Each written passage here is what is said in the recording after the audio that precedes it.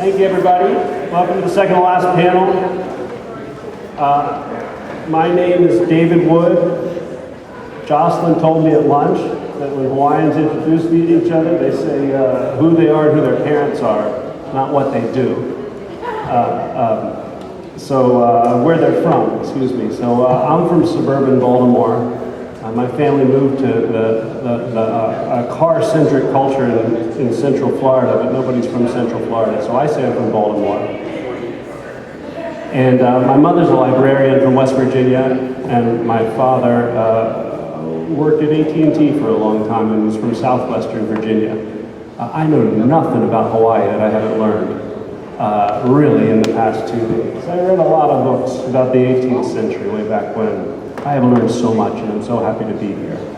But I will tell you what I do. I study responsible investment. I have a research project at Harvard Kennedy School that I work on.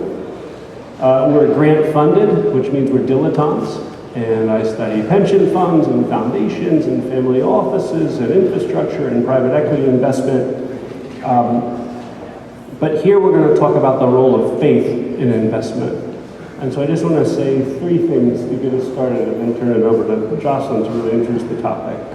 One, we had a project for years on place-based investment, which happened because a bunch of foundations, largely on the East Coast, got together and dumped a bunch of money into a pool. Cities would apply for this money, and the foundations would show up with their bag of money and fix their problems. They had $18 million for each city, and if you went to Detroit, the joke was you could buy Detroit for $18 million at that point because land values were so low, but you couldn't actually help people. But the real joke was the problem wasn't a lack of money in Detroit. The problem was what money had done to Detroit. And in particular, that kind of stuff that we talked about in the last panel. What Detroit began working on were systems so that the money that came in Detroit to the city would serve the people that it was meant to serve.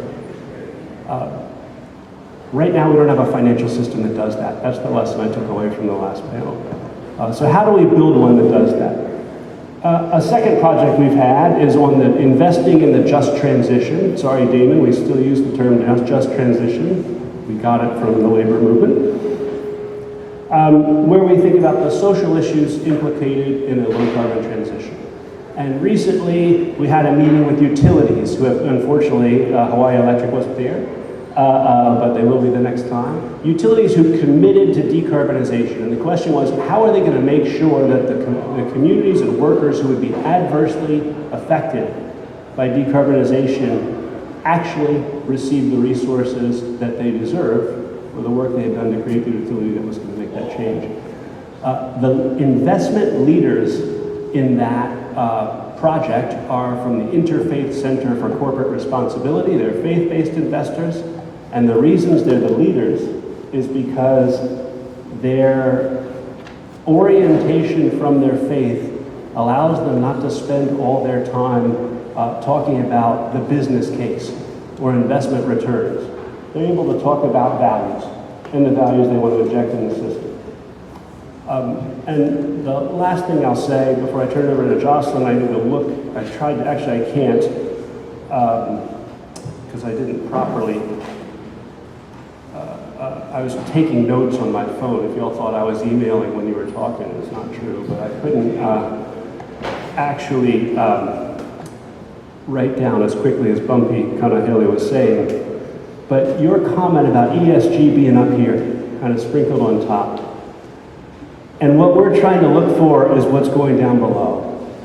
I mean, I think that is just a key insight into the nature of where we are right now. I came here from Boston because I'm looking for places where people are trying to go down below and to organize finance that actually serves people.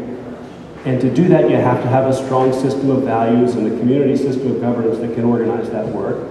And our idea is that faith might be one way to do that. So that's my overlong introduction. Joyclynn's going to talk about faith, and she's going to introduce herself, as will each of my colleagues, when they begin to speak.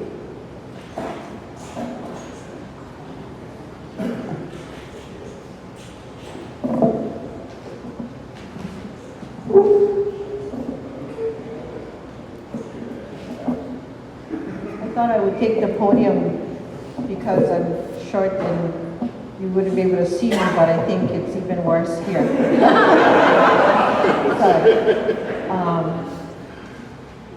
Good afternoon. My name is Joyclynn Costa. I'm a deacon for my church in Haiku, Maui. My family comes from Nahiku, which served as in government alongside Bumpy Kanahele's family. When we looked at some of the old newspaper clippings, we found that our families were serving together in a just way.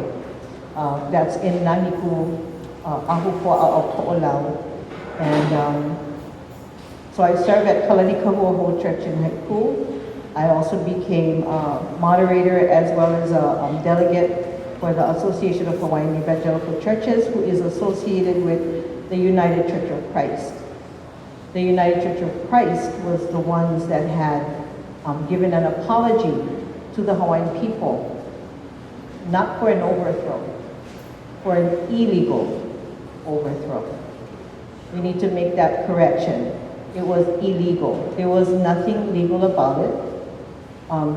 This particular organization had enough lobby power to put it through both the House and Senate and have a president of the United States sign Public Law 103-150 and apologize to the Hawaiian nation. However, they did a caveat that said this in no way will solve any of our claims. America did that. The United Church of Christ, however, had said that they would start the conversation of reconciliation.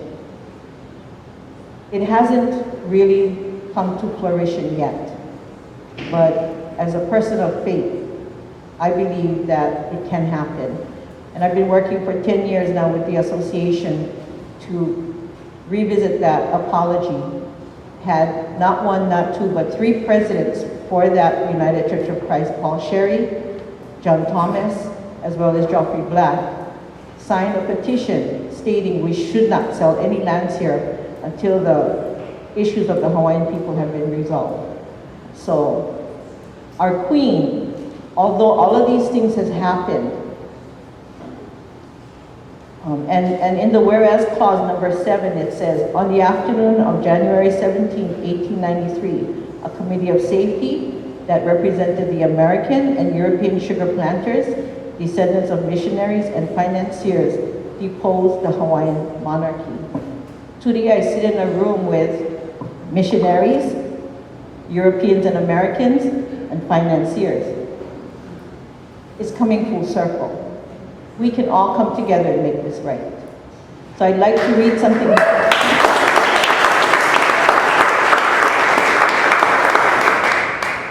So on the screen here is a quote from our queen, and it says, I could not turn back the time of the political change, but there is still time to save our heritage. You must remember never to cease to act because you fear you may fail. The way to lose any earthly kingdom is to be flexible, intolerable, prejudicial. Another way is to be too flexible, tolerant of too many wrongs, and without judgment of all. It is a razor's edge. It is the width of a blade of peely grass. To gain the kingdom of heaven is to hear what is not said. We've heard lots of things here, so we need to also consider what has not been said. To see what cannot be seen, because we all have a God, whether it be money or whether it be spirit. And to know the unknowable, that is aloha. All things in this world are two. In heaven, there is but one. And that came from our great queen, Lili'uokalani, because she was a true spiritual person who believed in mankind, who believed in truth and justice, and believed that a man's word was his worth. Not how much he had in his pocket, but a man's word was his worth. And so I bring that to you today. for a thought. Thank you.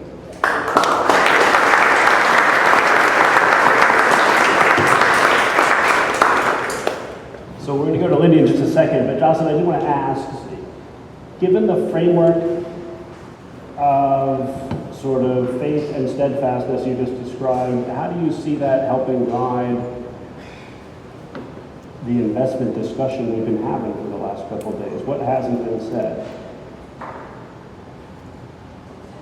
Well, for example, this renewable energy, I was standing there because I wanted to ask a question, and it was with the EVs. And in a room full of Hawaiians, when you say EV, it actually makes them take a breath and we call it puhiba. We just kind of like get shocked. Because in our language, IWI, EV, is the bones of our ancestors. So maybe you can use acronyms on some things, but if you're going to be presenting things, you may want to check with the people here as to how you're speaking. Electrical vehicles, I can deal with that. But EV, that's a really soft spot for me. You know, and I wanted to ask the question because when someone comes to sell their wares, they're going to tell you the benefits. I wanted to know what the downside was going to be also, because there's always going to be a compromise. So I'm not picking on renewable energy, you know, but no different from in Hawaii. We constantly want to preserve and protect our water. That's the next oil. Actually, it is the oil. You guys just don't know it. Because no one can drink oil, but no one can survive without water. So when you speak to indigenous people, Aboriginal people, people of Hawaii, vai, water, vai, wealth, kana vai, law. So our culture knew what the worth of water was, and it wasn't for credits, it wasn't for commodities, it wasn't for banking, it was for life. Thanks. So Lindy, like myself, has been brought here to take powerful, sensible things said by our Hawaiian colleagues and translate them into boring academic, dry, useless discourse. So, from your perspective, that's what I was going to do. How do you, stepping back, you have experience in development and with faith. How do you see this from the outside, but also where do you see what Jocelyn's describing pushing this little community of responsible and impactful? I get to be bored. I didn't realize I can do that. That's easy. I think it's just, this is a constellation of understanding. And I think one of the things we do in the West, and I'm a Westerner if you haven't noticed, is we split things up and we divide things, we analyze. Literally, in Greek, the word analuo means to pull things apart. And we do that fairly well. I'm not certain we synthesize so well. And I'm not certain that we understand some things can't be pulled apart without damaging them. And some things need to be pulled apart, they need to be analyzed, but we need to know the risk of what we're doing. And as I listen to my newfound friends here from Hawaii, and incidentally, I lived for 18 years in Indonesia, and I find a lot of resonance in regard to what I learned from Indonesians out in the villages and there as well. I find that sometimes the details overtake the big picture. And I think the entire ecosystem of belief and understanding and knowledge is what sometimes we find lost in a lot of this conversation. And I'm not saying that anybody's meaning to do that, and I'm certainly amongst the group that's been here the last 2 days, I find much less of that. First of all, because there's a lot of Hawaiians here. but also, secondly, because of the fact that everybody's really trying not to do that. But we still do it. And we do it absolutely unaware. And we do it thinking that it's utterly understandable. And issues of spirituality and faith, which is what we're talking about today, is one of those things that actually, I think, resists being pulled apart and resists analysis at the level of what you do in regard to financial markets and mathematical systems and that sort of a thing. It's very difficult to count spirit. And it's, so I think in a sense that's what I see and what I hear here. And coming from a faith-based institution, it's incidentally where Ian graduated from Eastern University, just outside of Philadelphia, a very small little place. It's not Harvard, it's not Stanford, it's a small faith-based institution, but ever since 1984, we've been actually, through faith approaches, trying to send out people to do small business startup, import-export of handicraft goods and services, primary health care, et cetera, working with the large organizations, the UN, USAID, AusAid, and the smallest things that you've never heard of. And so we've been doing this since 1984, and I think that one of the things that actually I see is we would learn huge amounts from here. What is going on here in Hawaii just astounds me, and I think that that's the thing that I'm most struck by. Last thing I'll say right now, is essentially we really have to ask ourselves what is value. We talk about valuation, we talk about appraisal, but in the West, we want to be value-free. We want to be descriptive. I mean, I teach economics as one of the courses, and we talk about positive economics. It doesn't mean economics with a good attitude, of course. It means economics just as it is without any values to it. Of course, that's not true. We have values. A price is a value. And if the price doesn't fit with what they're talking about in regard to the ancestors and what have you, that won't work. We also have a language. We've got language in Hawaiian all around here. And it's very difficult for us to pronounce, very difficult for us to understand. I don't think I can do those glottal stops very well. But they can't pronounce a lot of times our language either. They don't know what fiduciary is. It's not because they're silly or stupid. It's because we've got an esoteric language that we all understand, and honestly, we're powerful and we believe it, we trust in it. Credit comes from the Latin credo. It means to believe in something. And so if I give you credit, it's because I trust you. I think that's how you do things. So I just think we have tremendous amounts to learn from them in regard to all this. So given what you just said, how do you think that if this insight were translated into what you've heard from discourse around ESG, how would it sound different? Are you asking me? Asking you, yeah. A little bit of that. Well, first off, I mean, if we're talking ESG, we're talking about environmental and biospheric concerns. I don't think that's a stranger to a people that have lived for hundreds and hundreds, maybe thousands of years on an island. I mean, we need climate scientists, we need oceanographers, and I haven't heard anybody say we don't want that. Bring it on. But they have knowledge.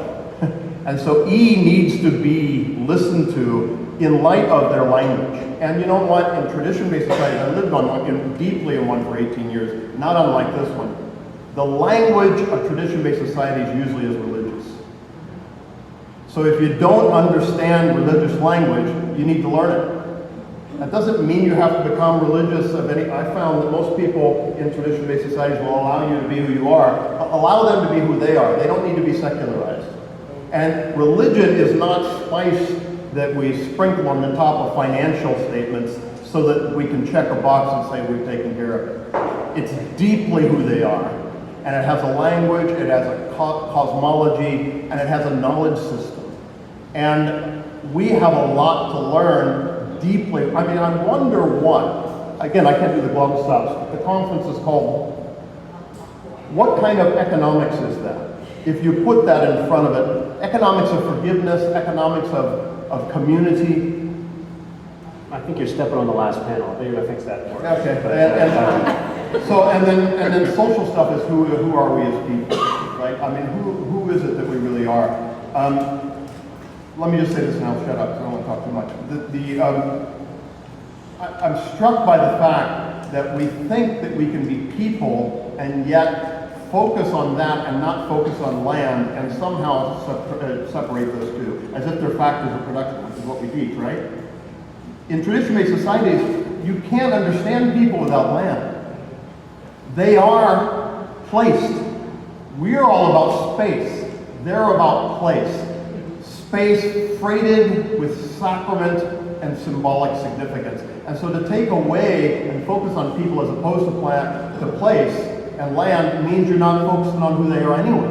That's why they ask you where you're from. And then governance, they have local governance methodologies and means, and we need to listen to how they've been doing this for millennia. Instead of imposing upon them methods that they got to study and figure out and they can't police. So I think it changes all three levels. great, thanks. I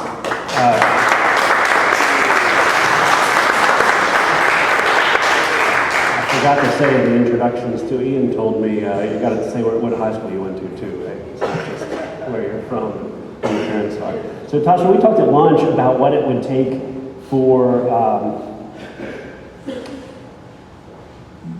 people to gain control of this financial discussion so that it is directed towards that purpose.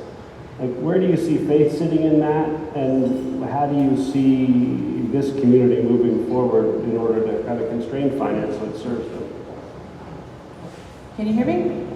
Yeah. Okay, so this is what our conversation was over the past few days and lunch. As a Hawaiian, it's clear to us that the society that we all came from, highly civilized, organized, we had it packed, right? 4th century, that's when we came here. And we've been here since then. But it was almost perfect. And then the white guys came and we blew it out of the water. But now here we are in the 21st century, and now we want to go back to that. We want to go back to that perfectness of who we were as a people. But it's hard to do that because the people that lived in the 4th and the 5th and 6th century were not thinking the way we think today. We are all products of the differences of our experiences, our families, where we're from, the influences of our lives, and therefore when we think about the Ahupua concept, in our head we get it, but when we want to live that, then we have to take our minds out of where we are today and put it back how it was then. Because the values of then were not about how much money I have in the bank, or how big of a car I'm going to drive, or how much of a house I'm going to own, but it's about who I am as a Native person. And our people lived, wasn't about commoditizing anything, but we lived because it was to perpetuate our race. It was so that we can live continuously in that space and place of time. Our state motto, that was ours before the state adopted it, right? The life of our land is perpetuated in righteousness. But the righteousness of what? You, me, whatever the next organization or foundation happens to come our way? No, it was founded by the Creator who created heaven and earth. And what is that? The book that I always refer to is the book of John, chapter 1, verse 1. It says, in the beginning was the Word, and the Word was with God, and the Word was God. And that word is aloha. However you want to look at it, it's aloha. And that's what we have for us today. So our minds have to go back to that space and place and time that begins and ends and is all encompassing of aloha. We are hurt today as Native peoples because of what our history has told us and what we have felt ourselves in our own experiences and what we experienced here. But we still have fight in us, we still have aloha in us to keep on keeping on. And so we're at this conference because now we realize that there is a way for us to be the drivers of this initiative. The Native Hawaiian people, we lost it. You know, when tourism came in, we should have been the owners of the hotels, the owners of the airlines. We should have been the owners of that particular initiative, and we lost it. We weren't there, but we are here today. And now it's up to us. Bumpy and us, we go back a long time, right? So we kind of ready to retire, wanting to pass it on, you know, to our children, our grandchildren. But we want to be able to make sure that they're the ones that's driving this vehicle. And so it's up to us to ensure that that happens. So thank you, David. So, thank you. I mean, at the risk of kind of missing the point, I want to ask a banal question. As you revisit those values, that sort of cultural organization, you have to have a conversation now about investment of the sort that you've heard. What does that look like if you successfully move back to that These phase? conversations that we're having today do not end. They continue. Whatever working group that you started out with, if you want to stay in that group and you keep talking, keep the conversation going until you come up with something that's tangible. If you want to switch your group, because you thought that was boring, you want to come to our group, we'd like you to do that too. But that's what I see is happening. And that we allow the experts who are here to help us, to lead us and to guide us, that we learn from them and not be afraid or ashamed to disagree with them or to say, I think you're off your rocker in a gentle way, but have those conversations so that we can be the drivers of this particular ESG investment. Great, thank you. We are just about out of time in order to keep us on schedule, so Lindy, I'm going to ask you real quick, what would you say the next thing to do or a thing to do after this conversation is? Well, I think where I get really encouraged when I run into such a fertile community like this, I mean, I have rarely found so much stirring, and I've been doing this for a few decades, is to recognize that there are methodologies, philosophies, ways of doing things in the academy that have woken up and recognized what you're saying. And if we could take that and put it into some of the financial and business components, because after all, a lot of our business world is social science, right? We're dealing with people. I mean, economists often forget that economics is a social science. It's about people. But how do we listen to people? Paulo Freire, one of my favorite authors, from Brazil, used to say that poverty is people being trapped in a culture of silence. No one's listening to them, and that's what you're hearing, right? But Freire worked a long time to come up with methodologies and people that learn from him or in this school with him to try to figure out how do we go in respectfully and powerfully with the power of the academy, and even degrees if they need to be issued from places like where you teach and I teach, to give people maybe a bit deeper understanding of where they're right? And how they're not sounding foolish. Their being religious and spiritual is not something we shove to the side. That their history and their placeness and their attachment to certain foods is powerful and deep. And would that we had more of that still. Because, I mean, people like Wendell Berry in the United States, or on the mainland, are writing like this. Right? But then also we get into participatory rural appraisal, participatory action research. There's all sorts of methodologies. And as I talked to both Joyclynn and Tasha and others here, Brandon, I told them, I said, I don't know really what I can really tell you, except for I can tell you the language we use, and that probably gives you a different terminology, but you're already doing it. We in the Western Academy, in the Western industrial sector, in the Western financial sector, we have some things that we need to actually help them with and help ourselves with and learn more about, and methodologies and interventions. But I think we also need to figure out how we can take what they can teach us and put it in a way where we can actually be better people ourselves and that will include their spiritual understanding. Great. Lots more to discuss about that. We could go deeper and disagree and a few other things, but we thought instead what we do. By the way, I have a methodology for doing more around here. I'm married to an anthropologist, and what she does is field work, which means hanging out, and I'm willing to hang out here in Maui. After we had our first phone call, Joyclynn sent us all a poem, and we thought maybe she could close us out with that poem as a way to finish off the panel. I just want to follow up with what my friend Lindy here was saying, that, you know, we can teach you something, that's for you to take back to where you're from and glean from that. I've heard a lot about how give us money, invest in me. We're already vested here. But if you can learn what we've been vested with, because I'm a product of 7 generations before me. That's how Hawaiian thinking is. What is left here was set for me 7 generations ago. And so now I have to now come up with a way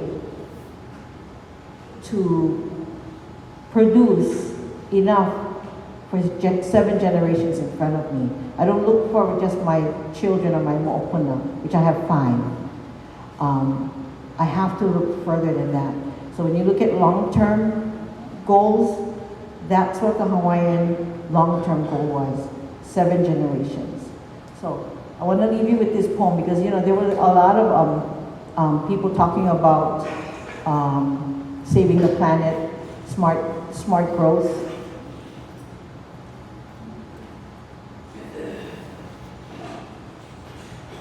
So my daughter, she's a weaver, and she made a hat, and someone asked me, my God, that's a beautiful hat. How long did it take her? And I was about to give them the short answer, which would have been a couple of weeks, and I stopped myself short. And I have to go back into who really created, who is the creator. And I said, she created, it took her as long as the lauhala tree gave her that leaf. So we as people of paper need to understand to go deeper than the bottom line, because you're not quite at the bottom yet. Go deeper, yeah? And so as I was sitting on her porch in a remote nahiku, I was staring at this huge tree in front of me, wondering what he saw as he grew up and still growing and still existing. I can only imagine how old this tree is. And so I wrote this thing called time. And it says, time, it will be there when you get there. It will be there when you go. Doesn't matter how fast or even if you're slow. But if time does not care so much, would it be safe to say that we can do any such, like what we humans may? Would it be like the tree, tall and paying no mind? Or the ones who navigate in the sea, do they look and act like mankind? Nature would have to say, as they instinctively must chime, humans have nor night or day, but are simply out of time.